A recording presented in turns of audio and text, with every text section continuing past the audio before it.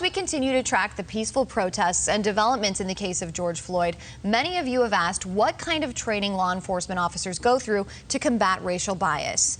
I took that question and several others to Dr. David Thomas. He is a professor of forensic studies at FGCU, but before that, he was a police officer for 20 years. And as a black man, he has a different perspective for what's next for our country. Here's a bit of our conversation.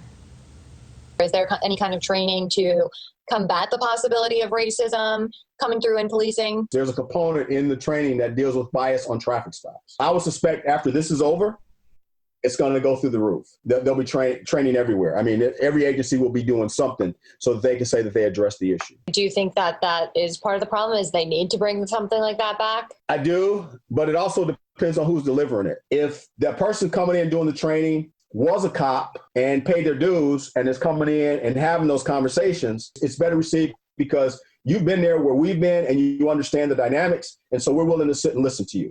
What is giving you hope right now that this could get better? What gives me hope now is that actually, believe it or not, it's the protests. This is no longer going to be allowed to be the dirt swept under the carpet. It's not going away anytime soon. The beautiful part about this is that it's just not Black people and Black Lives Matter.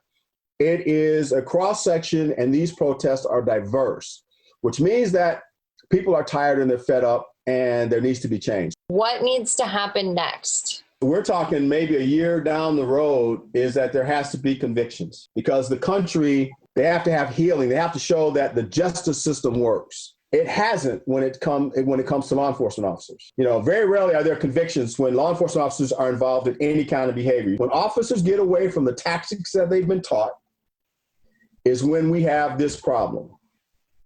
So until they get a conviction, I think you're going to see things teetering. And the chiefs have to have relationships with not just the Black leaders. They have to have relationships with people. You could do a town hall meeting and just the chief sit down with the people and have those conversations with them. And so they get to know the chief. You literally have to get out, beat on those doors, and go sit down and have those small, intimate meetings with people. There has to be a reasonable conversation because the community is not going nowhere and the police ain't going nowhere. And those two are going to have to sit and decide what would be the best way that we can work together.